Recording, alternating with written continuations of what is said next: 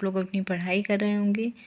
जैसा कि आप सभी जानते हैं, इस यूट्यूब चैनल में हम डिस्कस करते हैं बिज़नेस स्टडीज़ सब्जेक्ट से related topics.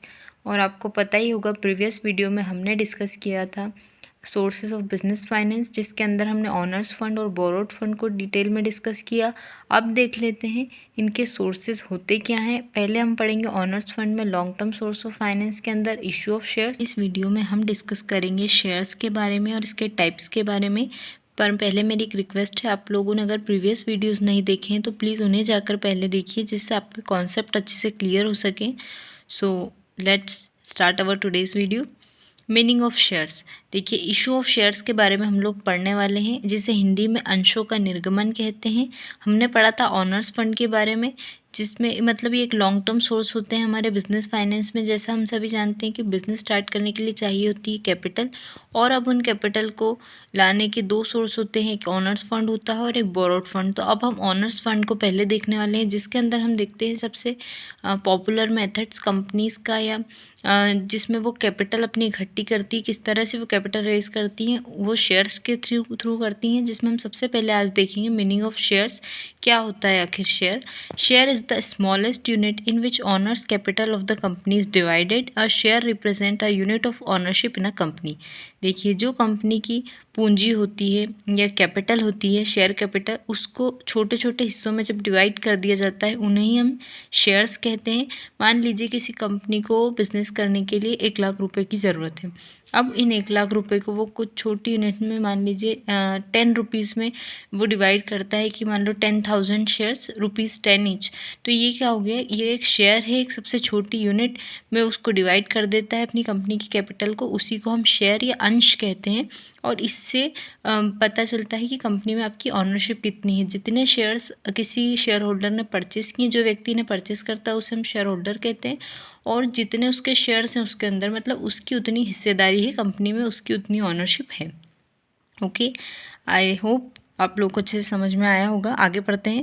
The holder of shares is known as a share holder. By issuing shares a company raises fund from public which become part of its share capital.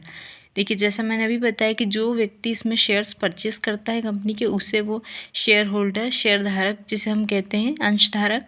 और shares issue करने से company अपने लिए funds raise करती है public से, जिससे जो उसकी शेयर कैपिटल का पार्ट बन जाते हैं। ये मतलब इशू ऑफ शेयर्स का जो ये तरीका है फंड्स रेज करने का, ये कंपनीज़ के लिए होता है स्पेशली, जिसमें वो क्या करती है, पब्लिक को इनवाइट करती है अपनी कंपनी के शेयर्स परचेस करने के लिए, जिसमें वो भी अपने शेयर्स परचेस करते हैं लोग, और उनसे उनके शेयर होल्डर बन जाते हैं, और कंपनी की ऑनरशिप में उनका एक हिस्सा हो जाता है। मतलब कंपनी के वो ऑनर बन जाते हैं, जिन्हें शेयर होल्डर्स कहा जाता है।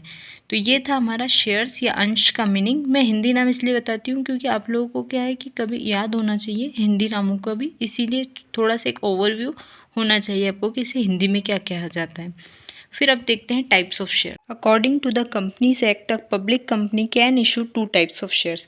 देखिए, हमारे कंपनीज एक्ट के अकॉर्डिंग जो कंपनीज होती हैं, पब्लिक कंपनी होती है स्पेशली, उसे 2 टाइप्स के शेयर्स इशू करने का अधिकार होता है। मतलब 2 टाइप्स के शेयर होते हैं, एक होते हैं हमारे इक्विटी शेयर्स और दूसरे होते हैं preference shares.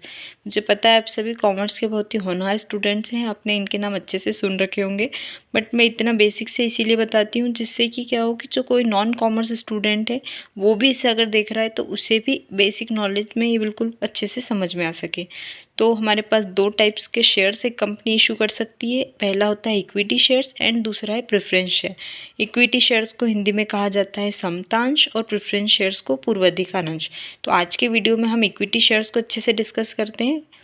Equity shares. Equity shares are the most important source of raising long-term capital. The equity shares are those shares which do not carry any special or preferential rights in the payment of annual dividend or repayment of capital.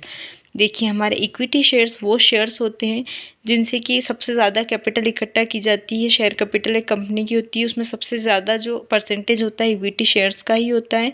और equity shares या समता अंश उन shares को कहा जाता है जिनके पास कोई एक ऐसा स्पेशल राइट नहीं होता है कि जब भी कंपनी में डिविडेंड दिया जाएगा, मतलब कंपनी को जब प्रॉफिट होता है और साल में के आखिर में कभी भी एनुअली जब वो अपना डिविडेंड के रूप में प्रॉफिट अपने शेयर होल्डर्स को देते हैं, तो इन्हें सबसे लास्ट में दिया जाता है। पहले दिया जाता है प्रेफरेंस शेयर होल्डर्स को, मतलब इन्हें कोई पहले डिविडेंड मिलने का कोई अधिकार नहीं होता है, पर ये जो होते हैं ऑनर्स होते हैं कंपनी के। और जब भी मान लो कंपनी वाइंड अप होती है तो इनकी जो कैपिटल है उसका रीपेमेंट भी सबसे लास्ट में किया जाता है। At the time of winding up also capital of equity share holders is return only after every claim has been settled. देखिए, जैसा मैंने अभी आप लोगों को बताया कि इक्विटी शेयर होल्डर जो होते हैं वो एक्चुअल में कंपनी के ऑनर्स होते हैं, पर इनको जो डिविडेंड है उसका पेमेंट भी सबकी लाइबिलिटी जब पे हो जाती है उसके बाद दिया जाता है। और मान लो कंपनी जब बंद हो रही है तो इनकी कैपिटल का रीपेमेंट भी सारे क्लेम्स को सेटल करने के बाद लास्ट में दिया जाता है। These shares represent ownership in the company and carry voting rights. और आप सोच रहे होंगे कि जब इसमें इतना सब कुछ है तो ये ऑनर्स कैसे और इनका क्या फ़ायदा है इक्विटी शेयर्स का। तो इसका फ़ायदा ये होता है, इक्विटी शेयर होल्डर्स जो होते हैं ऑनर्स होते हैं कंपनी के, इनके पास वोटिंग राइट्स होते हैं, डिसीजन मेकिंग प्रोसेस में इनकी राय ली जाती है, ये डिसीजंस लेते हैं और एक्चुअल ऑनर्स ही कंपनी के ये होते हैं। और बाद में मान लो कभी कोई ज़्यादा प्रॉफिट हुआ और डिविडेंड, उनके तो फिक्स्ड परसेंटेज होते हैं, पर इक्विटी शेयर होल्डर्स को जो बाद में बचता है वो भी इन्हीं को दिया जाता है। तो ये होते हैं हमारे इक्विटी शेयर्स। अब इनके फीचर्स को देखते हैं। Features of equity shares. अब इसकी क्या विशेषता है इक्विटी शेयर्स की, देखिए जो हमने मीनिंग पढ़ा उसी से निकलकर अब इसकी फीचर्स या कैरेक्टरिस्टिक्स देख लेते हैं। फर्स्ट है ownership rights. Equity share holders are the owners of the company, they have voting rights and can participate in the decision making process of the company. देखिए, जैसा मैंने अभी आपको बताया था कि इक्विटी शेयर होल्डर जो होते हैं वो कंपनी के ऑनर्स होते हैं, इनके पास वोटिंग राइट्स होते हैं, डिसीजन मेकिंग प्रोसेस में ये हिस्सेदारी होती है इनकी, क्योंकि ये क्या करते हैं, इनके पास वोटिंग राइट्स है जिसके कारण ये कंपनी के ऑनर्स भी हैं और सारे डिसीजन के प्रोसेस में भी ये पार्ट लेते हैं। तो इस तरीके से ये कंपनी के मालिक होते हैं। फिर आती है डिविडेंड की बारी, यानी इनका जो लाभांश होता है, जब प्रॉफिट होता है मान लो कंपनी को और आखिरी में जब वो प्रॉफिट डिवाइड किया जाता है तब उनको किस तरह से दिया जाता है। Equity share holders receives dividends but the amount is not fixed and depends on the company's profitability. They are paid after all liabilities including preference dividend are settle.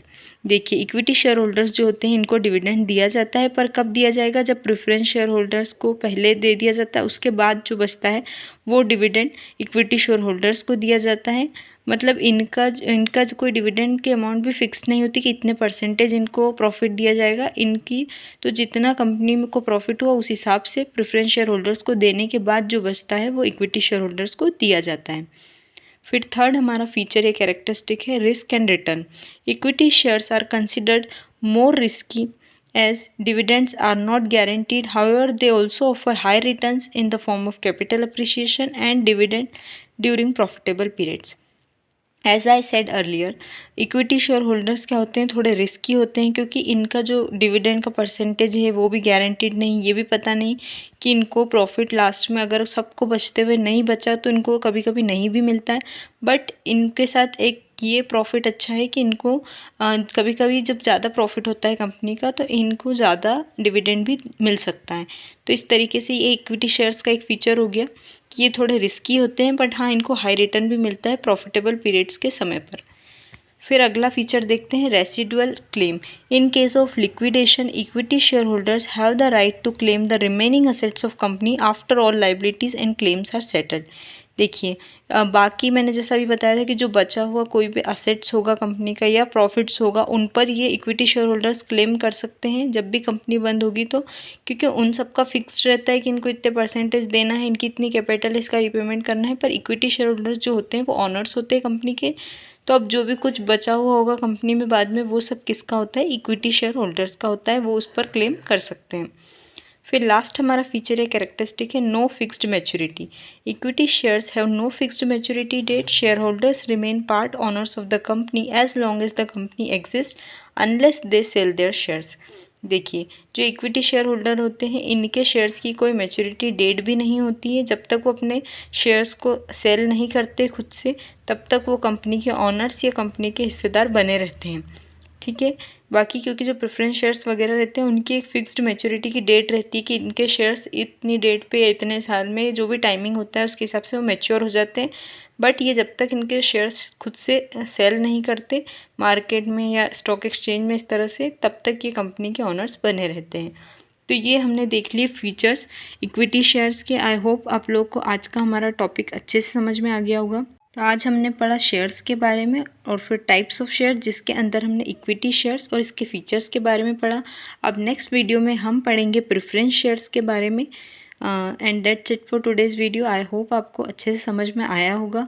And please screenshot लीजिएगा अगर notes चाहिए हो तो, और अच्छा लगा हो तो please like share and subscribe. And thank you for watching. मिलते हैं अगले वीडियो में। बाय।